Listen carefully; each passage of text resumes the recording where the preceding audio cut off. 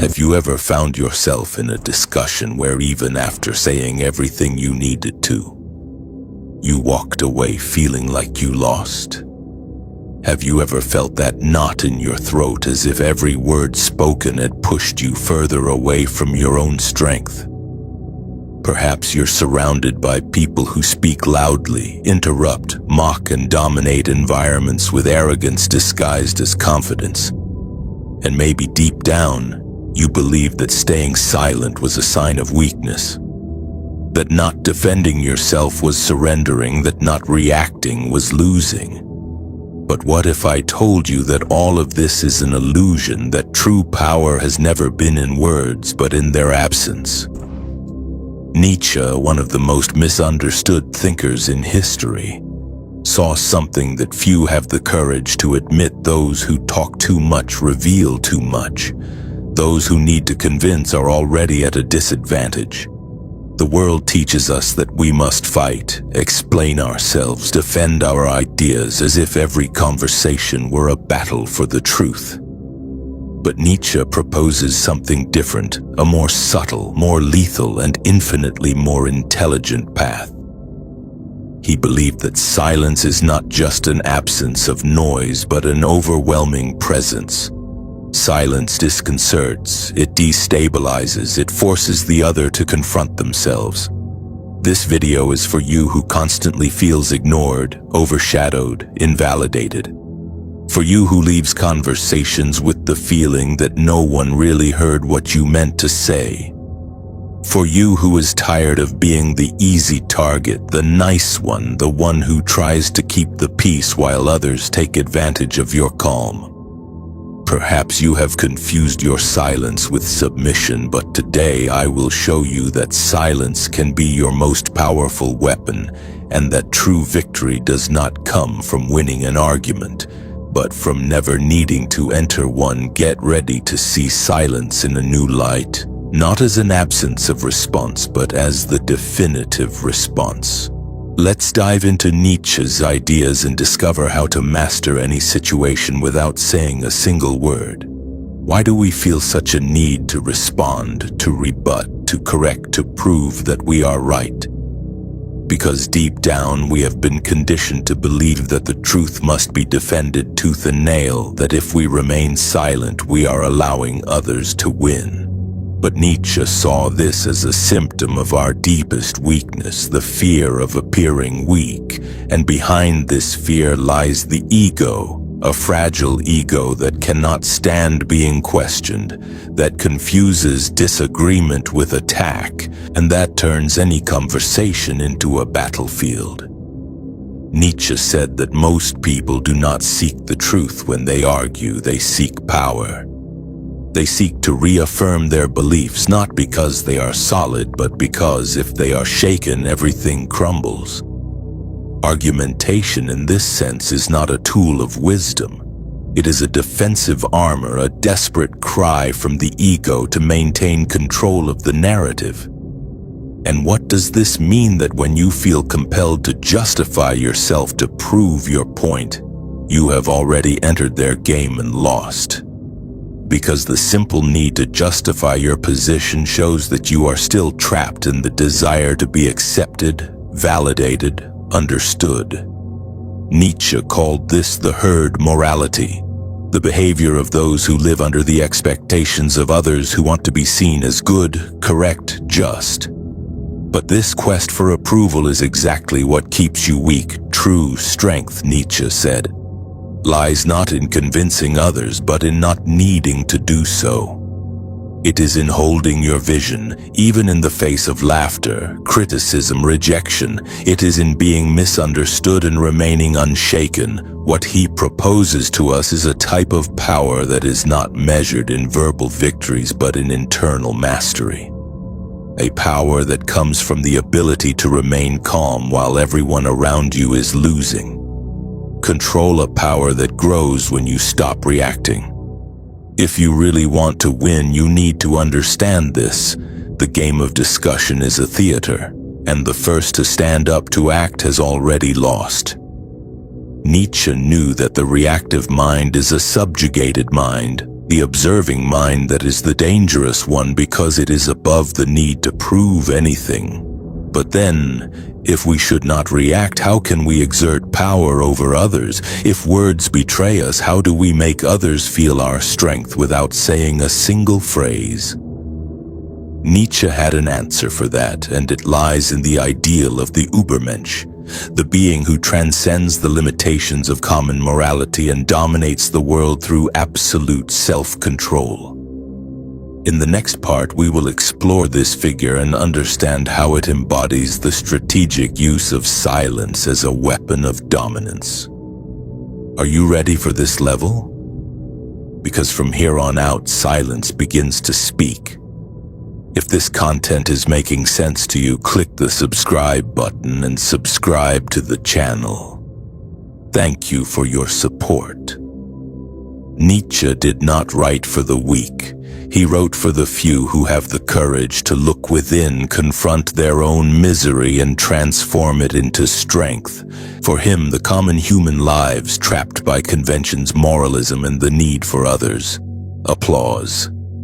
But there exists another type of being, rare, dangerous, free. The Übermensch, or Overman, does not live by reacting to the world. He shapes the world in his own image. And the most impressive part, he often does this in complete silence.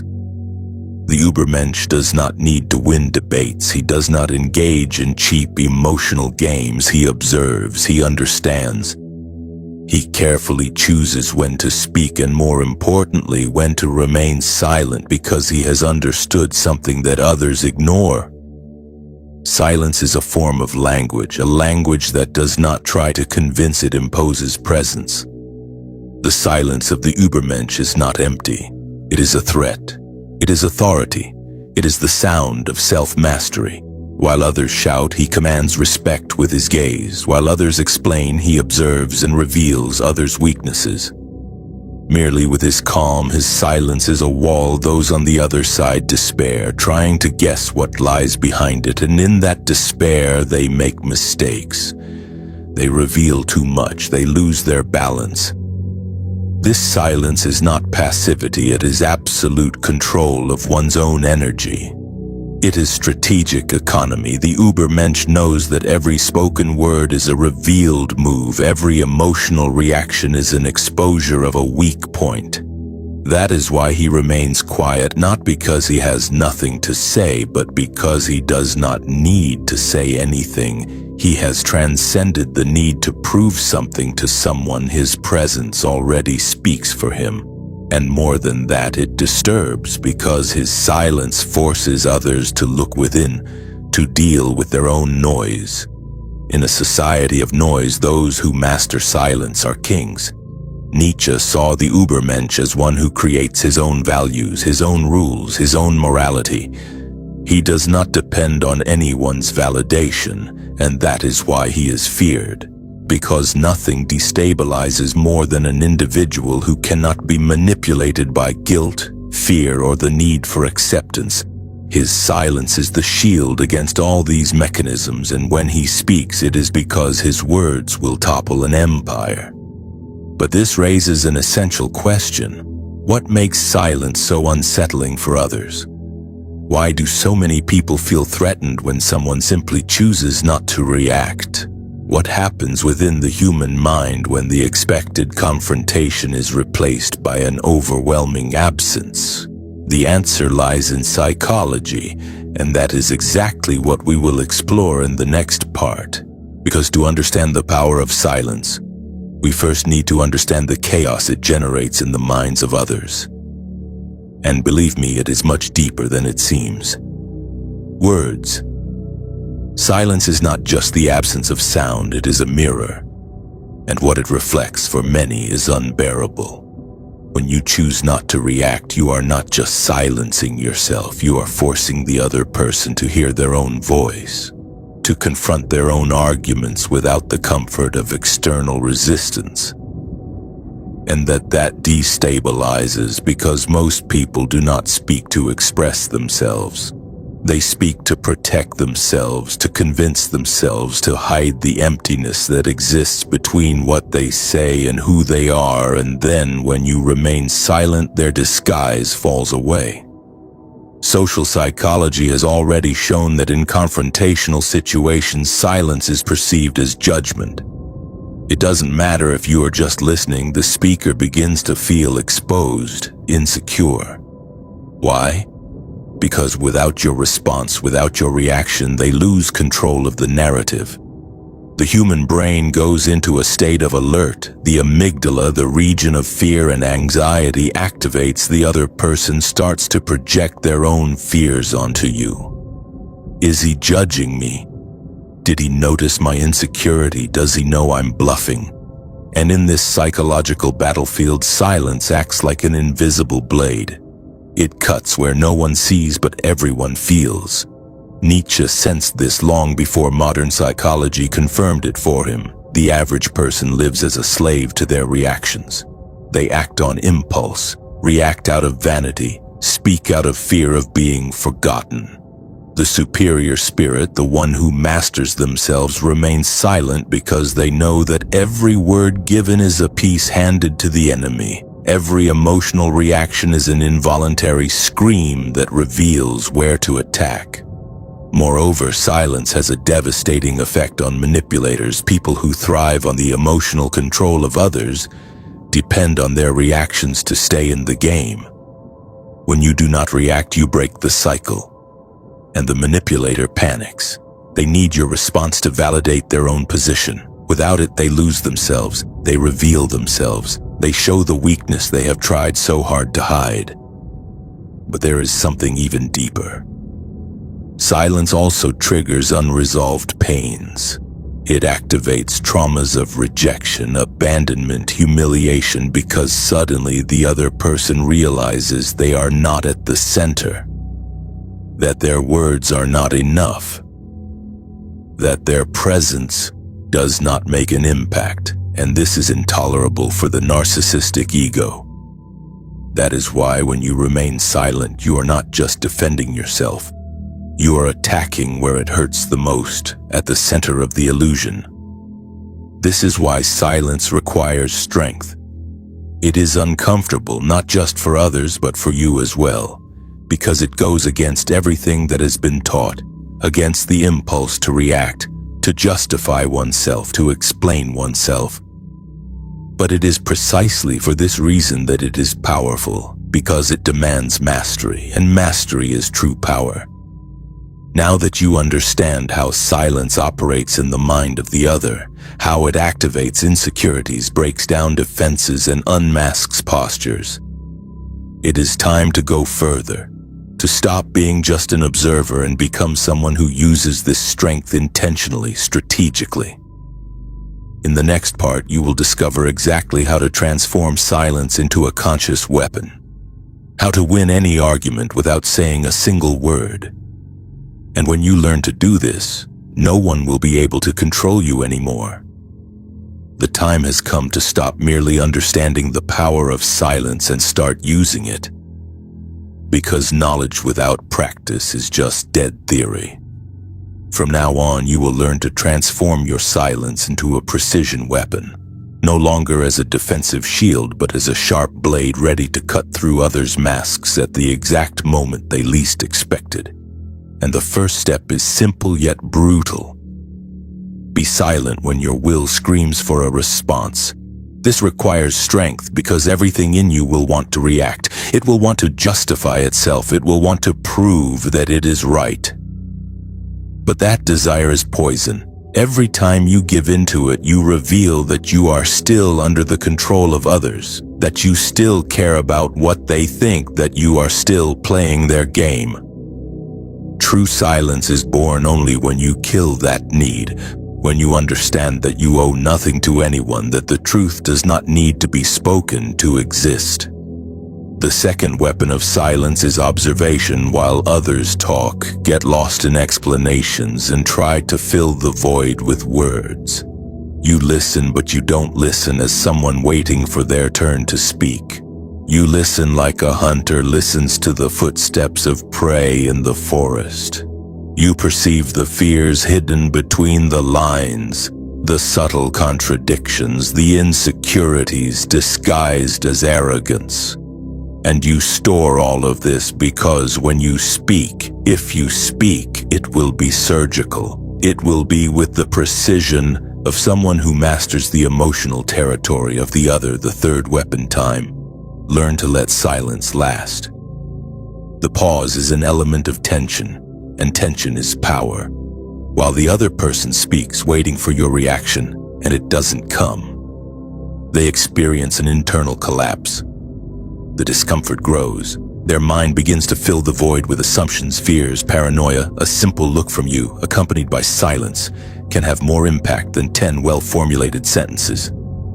The fourth weapon, unpredictability. When you master silence, you become unpredictable, and the unpredictable is always feared because people don't know what to expect from you, and when they don't know what to expect, they lose the advantage. They become cautious. They start measuring every word. You invert the logic of interaction from reactive. You become the gravitational center of the conversation. At this point, silence is not absence. It is pure dominance. But be careful. Do not confuse silence with passivity. Nietzsche was never an advocate of weakness. The silence we are talking about here is active tense, charged with intention. You are not withholding. You are preparing, choosing, positioning yourself with a kind of strength that doesn't need to be displayed, to be felt. And when the right moment comes, the moment when silence has already said everything it needed to, you can speak a single sentence, a precise comment, something that ends the discussion, not because it was louder, but because it was truer, deeper, more undeniable. But this brings us to an even more delicate issue, because up to this point we have talked about how to use silence to win. But there are moments when the game is not just about winning, it's about emotionally surviving. There are situations where people are not just debating with you, they are using you, manipulating you, draining you, and you, without realizing it, are giving away your power every day. You are being dominated without a single word needing to be spoken. And that's where the darkest point of this journey comes in. When silence is no longer strategy, but a silent scream from someone who has lost control of their own life. In the next part, we will expose this truth, show how you may be being used and not even realize it. Because while you think you are avoiding conflicts, someone may be building an empire on your silence. And Nietzsche already knew that. Is there anything more perverse than being silenced? It is being conditioned to think that silence is your only option, that swallowing your anger, conceding in discussions, avoiding conflict at all costs is synonymous with maturity, that remaining silent is a sign of balance. But what if I told you that this could be a trap? That many times this type of silence is not wisdom, it is disguised submission. Nietzsche saw this with brutal clarity. What you call peace is often just your domesticated surrender. Have you noticed how some people take advantage of your calmness? It's your ability to listen, to overlook, to avoid confrontation. They push their ideas, impose their wills, occupy spaces that were yours, and you let them. You convince yourself that it's not worth fighting, that it's better to maintain harmony, that it's not that big of a deal. But the truth is one. You are paying a very high price for this false peace, and the worst part, you are being used by those who understand that you will never react.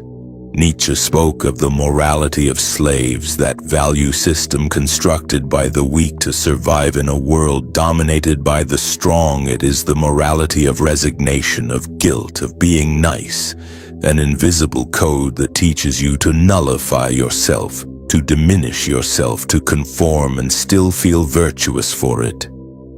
But Nietzsche did not write for those who resign themselves. He wrote for those who dare to break these chains, for those who realize they are being used and decide to stop participating in their own submission. When you accept this type of silence, the one that swallows you from within, you are surrendering your power without realizing it. You are being shaped by the expectations of others. You are no longer yourself. You are what others need you to be, and this is the opposite of what Nietzsche called the will to power, because the true will to power is not to shout. It is not to dominate others, it is to dominate oneself. It is to regain control of your own narrative. It is to be silent, not because you are afraid, but because you owe nothing to anyone. This silence of submission needs to die, and in its place, the silence of presence must be born. The one that does not bend, that does not humiliate, that does not apologize for existing. The one that stands up amidst chaos and without saying a word, changes the course of the situation. This is the silence that Nietzsche would respect, the silence of the individual who has become the master of themselves. But how to reach this level? How to move from being manipulated to being the master of your own presence? How to kill the herd morality within you and be reborn as someone who imposes authority even when silent? The answer lies in the most powerful figure of Nietzsche's philosophy, the Übermensch. We have already talked about him. Now it is time to understand how to become one. In the next and final chapter, you will discover what it takes to embody this new type of human being. Because the world does not need more talkers. It needs those who master silence and reign with it. We have reached the final point, and now I need you to understand one thing with all the clarity possible. Silence is not absence. It is not emptiness. It is not a space between sentences. True. Silence is pure presence. It is mastery. It is the sign that you are no longer reacting to the world. You are shaping it with your mere existence. Nietzsche never wrote for those who are content to survive. He wrote for those who want to transcend, for those who are willing to tear off the masks that society imposed, even if it hurts. The silence of the Übermensch is not the silence of the oppressed nor of the coward. It is the silence of the warrior who has already won even before the battle begins. It is the stillness of one who no longer needs to prove anything to anyone, because he knows who he is, and more importantly, he knows what he deserves. Now look at your life. How many times have you remained silent out of fear, out of guilt, out of not wanting to disturb? How many times have you let others decide for you, speak for you, trample over your truth? Enough. Nietzsche would say that living this way is an offense to existence itself, that accepting this kind of silence is betraying yourself from today on. Your silence needs to change its tone. It needs to stop being an escape and become an invisible shout of authority, a boundary, an affirmation of who you are, even if no one understands. Because who you are does not need to be understood, it needs to be lived, and that requires courage. Do you have that courage? Then comment below, I choose the silence that commands respect, not just so I know you made it this far, but so you can publicly affirm this choice, this commitment to yourself, because words have power. Even when they speak about silence, and don't stop here, the next video is essential. It will expand what you learned here and take your mind even further.